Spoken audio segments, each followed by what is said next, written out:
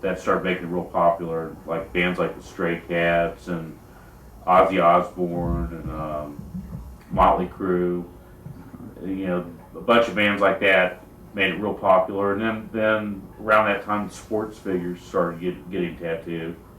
And at first it was like wrestlers, and then the football players, and then basketball players, and now it's everybody. Probably half the people in the Olympics had tattoos. Same thing. Then like in the black music scene and the black athletes now, it's the same thing. Like in '82, I probably had 5 clients, African descent. They were friends that I went to school with, and now that's probably 40% of my business. And then if you turn on a video station, it's the same body piercing and the tattoos. You see that, and the basketball players, and so it's made it, from what 16, 17 years ago. It's a big difference, and what society accepts and everything. It's become so mainstream. It's crazy. I've had art-related jobs since I was 14. Just like I painted airbrush T-shirts all through high school, and I worked at this place painting little figurines and war game miniatures. And I worked at a sign company for a while, and all those I got a little bit of an idea of how to lay things out, professionally and all that. Plus, it's just practice, and nobody's ever had to kick me in the butt to draw or anything. And then I went to a few years at Wright State, but I was pretty disenchanted with the program. It seems like they're just trying to soak you for money and that type of thing. And I ended up, honestly giving up on it because just felt like I wasn't learning enough. And a degree's nice, but that doesn't make you a better artist. I was trying to be a better artist, not so much focusing on a degree. Just taking little BS things I did when I was 7 and 8 years old. I don't need a credit for that. I'd rather have the cash in my pocket. And it's kind of funny, a lot of the people that were in those classes, this has been years ago since Wright State, at least 17 or 18 years. But I've had a lot of people that were in the classes, and a few of them who I even felt were better artists than myself. They end up graduating and getting art degrees and stuff, but they're not even artists. They got kind of frustrated. If I just draw it on somebody, if I try to do the same one on someone else, it might be similar, but it wouldn't be the same. And there's so many factors, like how I feel that day, how you feel that day, because I feed off a person's vibes. The shape of the body, the color of their skin. There's a lot of spontaneity involved in it, and again, you don't pay extra for it, but it's more special because it's an original. And, art and original is always worth more than a print.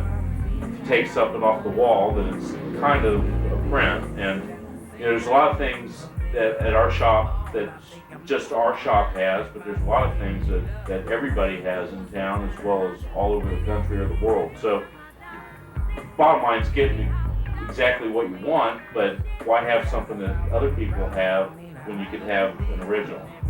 And the psychology of the business, so usually someone's first couple tattoos, they're very concerned about getting marked for the rest of their life, so they want to pick out exactly this or exactly that, just like this or that. But then if they get more than a couple, then they usually start getting into the original thing, because they don't want to be genetic, like have stuff like everybody else, or generic, I should say, genetic. They want originality, and it just takes a while.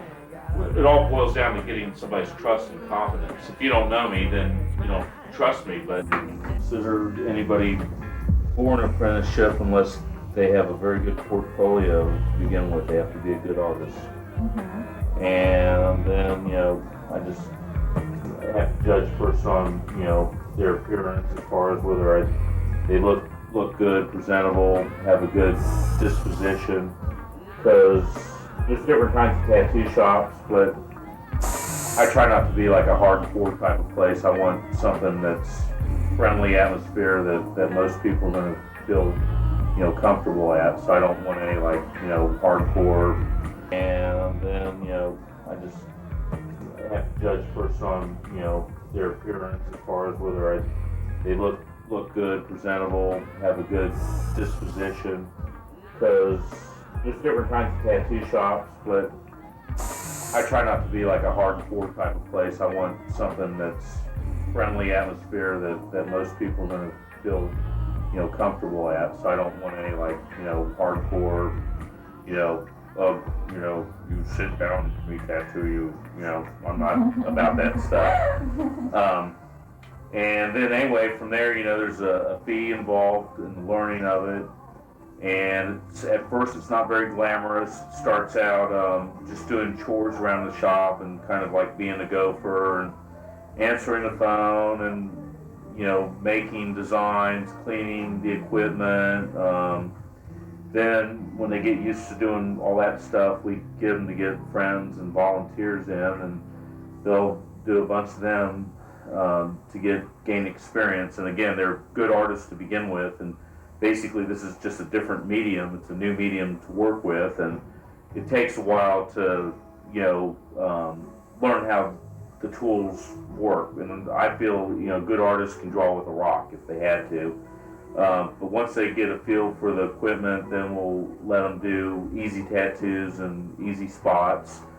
And as they go along, you know, we'll give them a little bit more difficult things, and, you know, after a while, you know, they get it down pretty good. And I don't stand over somebody's shoulder and watch, but I'll check and I'll critique stuff. And, you know, the idea is, you know, you get your friends in and volunteers, you know, they know what they're getting, so, but, you know, we don't charge them for it. So it's, you know, it's pretty good, you know, works out for everybody, I think. And if it's littles and easy stuff, then it's easy to fix down the road. And a lot of times those people, they just keep them the way they are, so they have something to hold over their head when they get real big inflated egos. They can say, yeah, you see this? This is your first one. That usually shuts them up. And, you know, this job, it's easy to get a big head. Okay, well, you know, minors, we won't do any minors at all, with or without their parents. I've done this a long time. I just don't care to do young people. Everybody likes them, but, you know, you're forming into a young adult. Sometimes I think it can be detrimental and get you started off on the wrong foot. And everybody seems like they're in a hurry to become adults. Once you become adult, you want to be young again. But I just don't care to do anybody until they're 18.